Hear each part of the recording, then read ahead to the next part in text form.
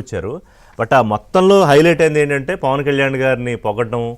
అంటే ఆయన స్వతహాగా ఆల్టరు, ఇన్ని తెలివితేటలు లేకపోతే జగన్మోహన్ రెడ్డి గారికి ఇన్ని వేల అక్రమాస్తులు, లేకపోతే అందులో ఆయన పార్టు, ఆయన సంపాదించు, ఇవన్నీ జరగవు. కానీ మీకేమనిపిస్తోంది ఈ మాటల ద్వారా? సార్ ఋషి గారు, మీకు నాగరాజు గారు, శ్రీనివాస్ గారికి నమస్కారం అండి. మన విజయసాయి రెడ్డి గారిని ఏమి అనాలో కూడా అర్థం కాని స్థితి అండి. అంటే ఏమనాలో అర్థం కానంటే ఆయన ప్రత్యేకమైన మనస్తత్వం. అతన్ని విమర్శించాలంటే కూడా ఎవరితో పోల్చాలో అర్థం కాకుండా ఉంది. నాకు అనిపించేది అతను సహజంగా రాజకీయ చీడపురుగు, రాజకీయ కాలుష్యానికి మూల పురుషుడు. ఆయన రాజకీయాల్లో రాకముందుకు ఆయన వచ్చిన తర్వాత రాజకీయాలకి చాలా తేడా ఉంది. రాజకీయాలలో దోపిడీ కోసమే ఆయన వచ్చారు.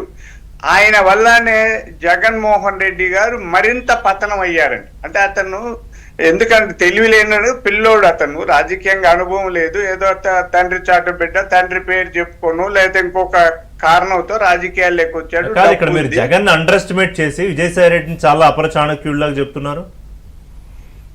చెప్తాను సార్, ఒక మనిషి మరొకరిని ప్రభావితం చేస్తుంటారండి.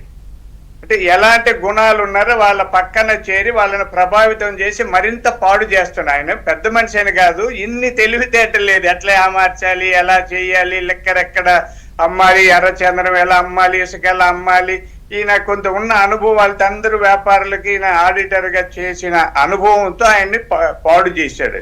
ఈయన రామాయణంలో శూర్పణఖ లాంటి వాడు.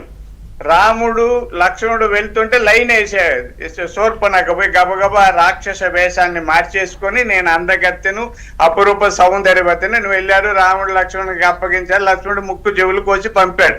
ఇప్పుడు అంత అమాయకంగా ఏం లేదు. రామ లక్ష్మణ్ లాగా ఉన్న చంద్రబాబు నాయుడు గారు పవన్ కళ్యాణ్ గారిని విడదీయాలన్న లక్ష్యం ఆయనలో అంతర్లీనంగా ఉందనేది నా ఉద్దేశం. ఎందుకంటే నేను సైకాలజిస్ట్ ను కూడా అండి. ఒక వ్యక్తి సహజంగా చెప్తుంటారు, పుట్టుకతో వచ్చిన బుద్ధులు పుడకలతో కూడా పోవని. ఇది సైకాలజిస్టులు కూడా యాక్సెప్ట్ చేస్తాం. ప్రవర్తన వేరు, ట్రైట్స్ అంటాం, లక్షణాలు, పుట్టుకతో వచ్చిన లక్షణాలు వేరని. మనం సామెతలు చెప్తుంటాం. అంటే పామును మనం విమర్శించే, పాముకు పాలు పోసినా విషమే కక్కుతాది, చింత చెట్టు చచ్చిపోయినా కూడా దాని పులుపు చావదు, చింత చచ్చినా పులుపు చావదు. ఇతను విజయసాయి రెడ్డి గారు చాలా అసలు నాకు ఆయన చూస్తేనే అసహ్యం అండి, నిజం. అంటే ఒక సైకాలజిస్ట్ గా అనకూడదు. అతను ముఖ కవలికలు, మనిషి వివేకము, మనం అంటే ఫిజికల్ అపియరెన్స్ బట్టి అసహించుకోవడం అంటే కరెక్ట్ కాదు. అది మీ పర్సనల్ ఒపీనియన్, బట్ అది ఇక్కడ మనం ప్రస్తావించుకోవద్దులండి. వ్యక్తిత్వం అండి, వ్యక్తిత్వం. ఓకే, మీరు చెప్పండి. వ్యక్తిత్వంలోనే ఎంత నేను చాలా సందర్భాలు అంతకుముందు చెప్పాను. అతనిది నాది ఒకటే డేట్ ఆఫ్ బర్త్ అండి. దాదాపు ఒకే రోజు కాదు కానీ ఒక నెలలోనే పుట్టాం. ఇద్దరిది ఒకే వయసు. అదే అంటుంటే ఇంత వయసులో పరిణతి చెప్పి దగ్గర 70కి దగ్గర వచ్చేసిన వ్యక్తి రాజకీయాల్లో ఎలా ఉండాలండి? పవిత్రంగా జగన్మోహన్ రెడ్డి గారిని తీర్చిదిద్దుండాలి. జగన్మోహన్ రెడ్డి గారు ఇలా కాదు, మీ నాన్నగారు ఇలా ఉన్నారు, కాంగ్రెస్ పార్టీ ఇది, లేకపోతే ప్రతిపక్షంలో చంద్రబాబు నాయుడు గారు లాంటి గొప్ప వ్యక్తి ఉన్నారు, అతన్ని మనం ఎదుర్కోవాలంటే కనీసం నీ ప్రవర్తన గుణమన్నా మార్చుకోవాలి. లోపల కాకపోయినా ముసుగు అంటామండి మనం. పర్సనాలిటీ అంటే ముసుగు అంటాం. కనీసం ముసుగన్నా వేసుకొని ప్రవర్తించాలని చెప్పేది వదిలేసి ఇలా మోసం చేద్దాం, అలా మోసం చేద్దాం, అతను భ్రష్టు పట్టించి అతన్ని యామార్చి మోసగించి శకుని మాదిరి చేరాడండి. కౌరవుల్ని నాశనం చేసిన శకునంతో విజయసాయి రెడ్డి గారు కూడా శకుని లాగా పక్కన చేరి సర్వనాశనం చేశారు. వాళ్ళనే కాదు, ఈ రాష్ట్రాన్ని 5 ఏళ్ళు వెనక్కి నెట్టిన వ్యక్తి. ఇంకొకటండి, రాజకీయాల్లో నా చిన్నప్పటి నుంచి ఎవ్వరము బూతులు మాట్లాడలేదు. నాకు తెలుసండి, వైఎస్ రాజశేఖర రెడ్డి గారు కొంత అగ్రెసివ్ గా ఉండేవాళ్ళు ఆ రోజుల్లో. ఆయన కూడా ఎప్పుడు బూతులు మాట్లాడాలి.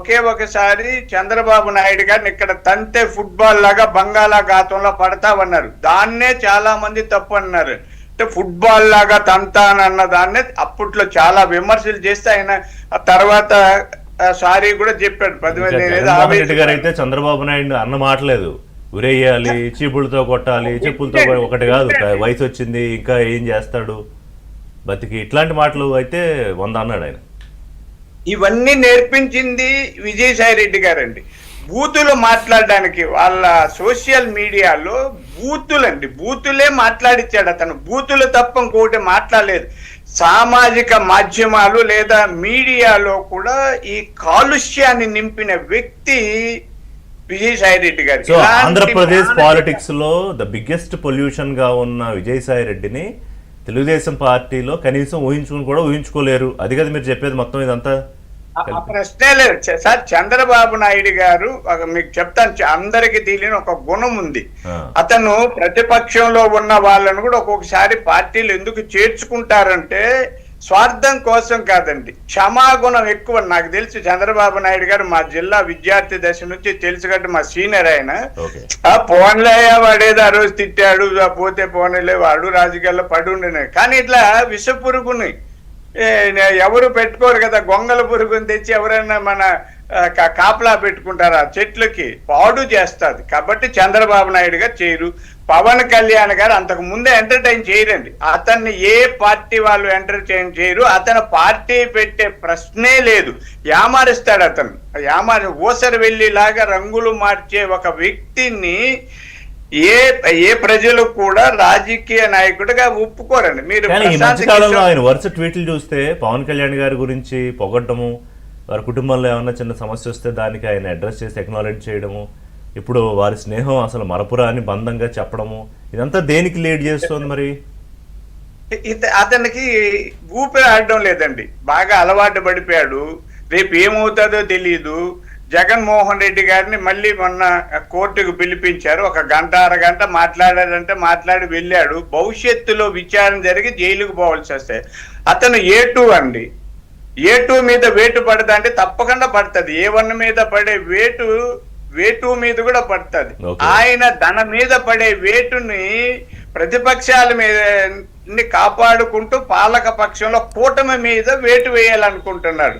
ఈ A2 ఆటల సాగవు, వేట్లు వేయించుకోవడానికి కూటమి అనే షెల్టర్ ని, అంటే ఇప్పుడు మనకి విన్నదాన్ని బట్టి పవన్ కళ్యాణ్ గారు క్లెయిమ్ చేసుకుని చాలా సందర్భాల్లో చెప్పిన దాన్ని బట్టి, అలాగే మోదీ గారు పవన్ కళ్యాణ్ గారికి ఇచ్చే స్పెషల్ ఒక ఇది దీన్ని బట్టి కొంత పవన్ కళ్యాణ్ గారిని అడ్డు పెట్టుకుని ప్రొటెక్షన్ పొందాలని చూస్తున్నారని అని చెప్తున్నారా మీరు సెంటర్ దగ్గర? అవునండి, ప్రయత్నం చేస్తున్నారు. అయితే నాకు తెలుసండి, నేను పవన్ కళ్యాణ్ గారు కూడా నాకు బాగా తెలుసు. ఆయన వ్యక్తిత్వాన్ని నేను అంటే 2018లో ఆయనే పిలిపిస్తే 1 గంట సేపు ఆయనతో మాట్లాడానండి. అంటే ఇక్కడ సందర్భం వచ్చింది కాబట్టి చెప్తా, ఎప్పుడు చెప్పలేదు. పవన్ కళ్యాణ్ గారితో 1 గంట సేపు మాట్లాడాను.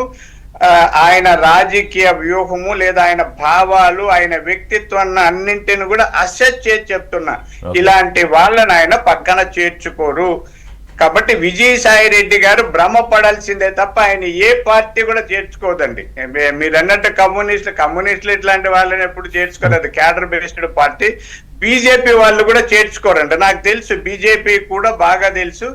వాడుకోవచ్చునేమో కానీ, అంటే ఇప్పుడు కూడా ఆధునిక రాజకీయాల వల్ల కొంత ఏదన్నా వాడుకోవచ్చునేమో కానీ అతన్ని షెల్టర్ ఇవ్వడానికి బీజేపీలో ఏ కార్యకర్త, ముఖ్యంగా ఆర్ఎస్ఎస్ వాళ్ళు ఆర్ఎస్ఎస్ఏ మూలం అనుకోండి, పైకి ఎన్ని చెప్పిన ఎవరు ఆయన ఒప్పుకోరు. విజయసాయి రెడ్డి గారు జైలుకు పోక తప్పదండి. నేను చెప్తాను, ఎప్పటికైనా ఆయన అప్రూవర్ గా మారిన ఏమైనా కానీ ఒక పాపం చేశాడా అండి? ఒక పాపమా చెప్పండి. రాష్ట్ర రాజకీయాలను సర్వనాశనం చేసిన వ్యక్తిని అసలు మళ్ళీ అతను లాంటి వాడిని కూర్చొని మనం డిస్కస్ చేయడమే తప్పేమనిపిస్తుంది.